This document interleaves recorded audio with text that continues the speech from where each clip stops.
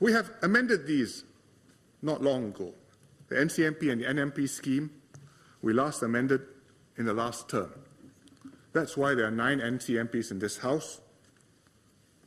That's why we have NMPs permanent, and we will be appointing NMPs, so that there will be enough alternative voices in Parliament.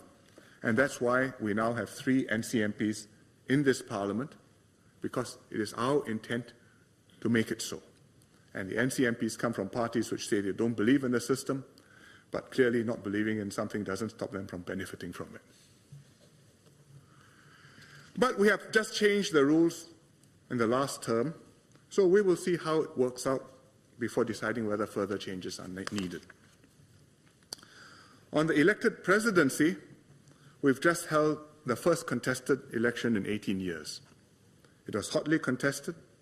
After the election, there has been much thoughtful commentary which has been published on the internet as well as in the print media.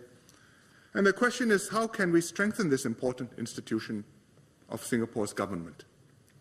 In fact, Mr. Chen Sha-mao interestingly argued the same day before yesterday, which I note is a change from the Workers' Party position that the elected presidency is wrong and should be abolished. But I take him seriously, and this is something which we have to consider very carefully. Parliament itself is a key institution. The government is accountable to Parliament, and we welcome vigorous questioning and debate in the House. So we look forward to joining issue with the opposition. I'm sure the opposition looks forward to joining issue with us too. They've declared that they'll be responsible and constructive. We'll hold them to their word. Don't just criticize what the government does. Put up serious alternatives to be considered. Argue your case. Be scrutinized as you scrutinize us. And don't just support popular measures, like increasing social spending or building more HDB flats or asking the government to deliver more. Anybody can do that. Also acknowledge that these measures cost money and explain how proposals will be funded. Speak up for measures which may be necessary but are unpopular, like immigration. Being principled doesn't mean not being afraid to offend the government, because the government is not the emperor and doesn't chop heads off. Being principled means not being afraid to tell unpalatable truths to Singaporeans, because voters are the sovereign and they can vote against you. But if you have conviction, if you believe in it and passion, then persuade people to follow you. Don't lead from the rear.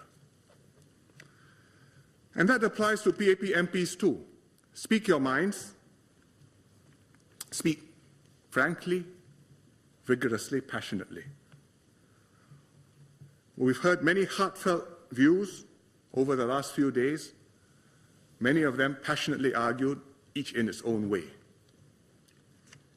You've expressed the aspirations and concerns of your voters, but I also encourage the PAP MPs to keep close to other groups in society who will see you as their voice in Parliament.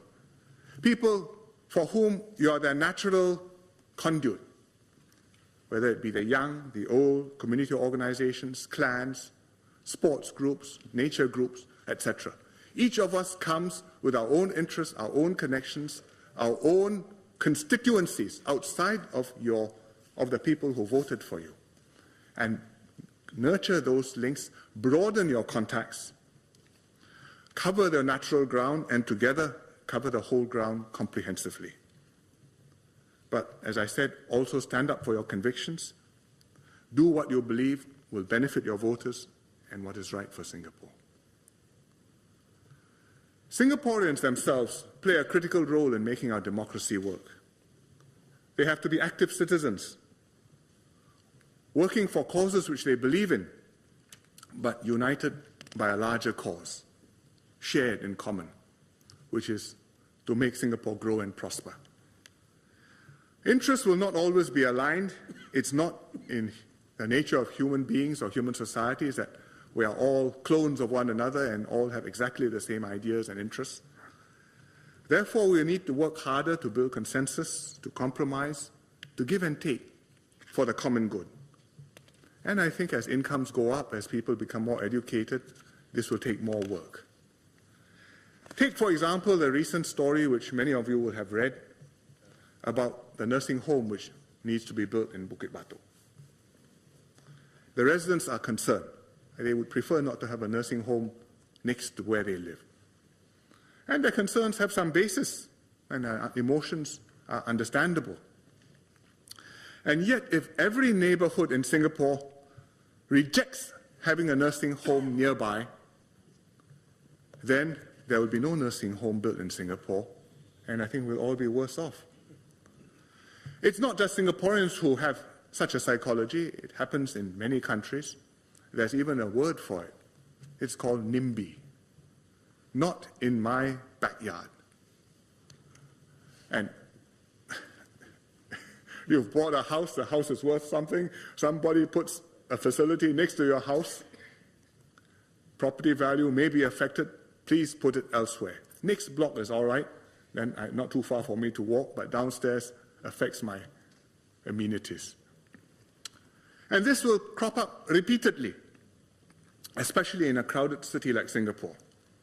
Mr. Zainuddin has a similar problem in Bishan because Marymount Terrace homeowners are affected by a North-South Expressway acquisition and is not easy to resolve. Mr. Zainuddin and I think Mr. Kumar also. We are discussing, we are trying our best to help. We have to find fair and practical compromises. And if some group has to give up something, then we try to help them in some other way where possible. To make every deal win-win-win, I think it's very hard. But on each deal, you win some, you lose some, overall, taking it over the big picture, we all win. I think that is possible. And if we have good faith, if we trust one another and we work together with one another, I think we can make that possible. We cannot afford to let every local objection block important projects because otherwise, on healthcare, on transport, on housing, on many issues, we will be gridlocked, frozen, and we will be stuck, like some developed countries are stuck, where they have no powers to do what's in the public interest. So we need a spirit of compromise, and it's this sort of spirit which has to be part of our maturing democracy. So when you say a democracy is maturing, it's not just a government taking an attitude or your institutions being right, it's also how the people relate to one another, relate to the government, relate to the community. By building an inclusive society, a vibrant economy, and constructive politics, we can face the future with confidence. The next decade, we must expect a challenging environment. Nobody can tell what the next 10 years will bring. It will be a more uncertain and volatile world. Look at the last decade. In 2011, 10 years ago in October, if you had looked forward for 10 years, would you have predicted 9/11 or SARS or the global economic crisis? Nobody had heard of Osama bin Laden. Nobody had invented the term SARS. Nobody knew what a subprime debt was. Hadn't it been invented, probably. But in 10 years, 3 big surprises, world change. What are the surprises we must expect over the next 10 years? Nobody can say. We can see certain serious problems in the world economy today. America, with its fiscal problems and political gridlock, so they can't decide whether they're going to raise taxes or cut social spending. The EU, with Greece in deep trouble, with Spain and Italy worrying whether they also may have a run and a crisis of confidence, and the euro, not certain whether it goes forward to be more integrated or goes backward and comes unstuck. These are very deep and structural problems which are not going to be resolved soon, and there's a real risk of a protracted global slowdown, stagnation. Just like the Japanese after 1990 were stagnant for now 20 years without being able to get the economy moving. Something like that could happen in Europe. Something like that could happen in America. We hope not, but it's possible. There are opportunities too. China and India are growing, not without problems and likely to be affected by the world, but a bright spark of light. Southeast Asia, not doing badly. We are friends with our neighbors are prospering. We can work, there are opportunities. And when I receive Western visitors and they ask me how things are, and I tell them some of our problems, they say, but you all sound so optimistic compared to where we come from. Because if you really were at ground zero in Washington discussing the budget, or in Europe discussing the euro, then you know what gloom is. And so we have reason for hope and for confidence. Faced with such an uncertainty, I think our course is quite clear. We work to build a Singapore to create a better future for ourselves. We will not have 100% foresight. We will not get it right exactly every time. But we will move in the right direction. And if things turn out better, well, we seize the opportunities. If things turn out worse, we adjust course and we take it in our stride. But we stay nimble, flexible, resilient. And in such a future, where not everything is always hunky-dory, we seek Singapore's understanding, Singaporeans' understanding. Please fasten your seat belts, but we are flying safely. Take the bumps. Let's continue to try and climb higher. In the President's address, President Tan challenged us to give all Singaporeans a better life and a brighter tomorrow. And I'm confident we can make this happen. Why? Because I believe in Singapore. I believe in Singaporeans. We've changed before. We've made it work before. We're better prepared now. We can make it work now. We have energy and spirit. We have courage and resolve. We have commitment to the country and to one another.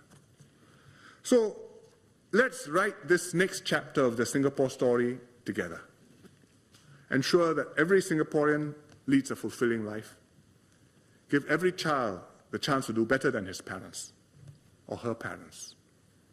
Build a caring and compassionate community where we all look out for one another.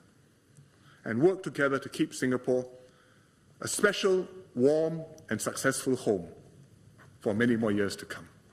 Thank you very much.